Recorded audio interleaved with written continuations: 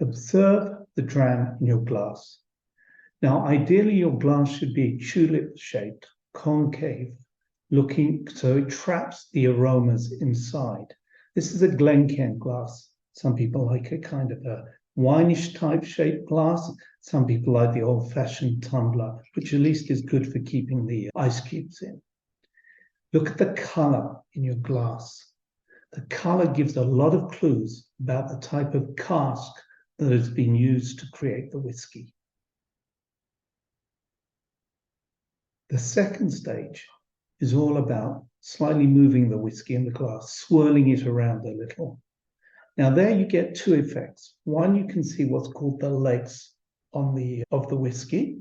And secondly, you can see if there's any beading, or shall we call it bubbling. The two combined give indication as to the texture of the whiskey and the amount of alcohol involved here. Step 3 is all about the nosing. My preference is to gradually raise the glass towards your nose, letting the aromas emerge towards you. Tip it back to about a 90-degree angle, and letting the aromas get up towards the top of your nose where the receptors are. Sort of letting yourself, can I say it, feel the smell. Now we get to taste the whiskey. Take the whiskey, take a medium-sized sip, and roll it all over your tongue. Different parts of the tongue respond to different tastes. We have 5 core tastes.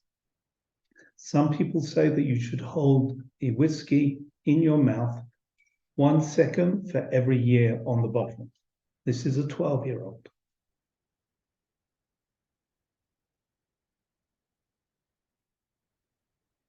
Now is the time to savor that moment.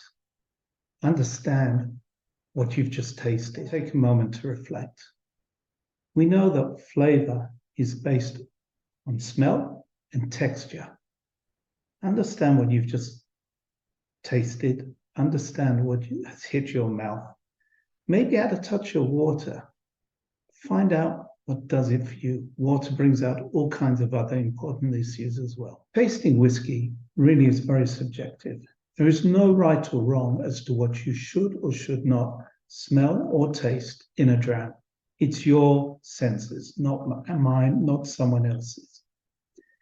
Come join us at Whiskey Tasters on our journey through the many wonderful aromas, textures, flavors of single malt whiskey drinking.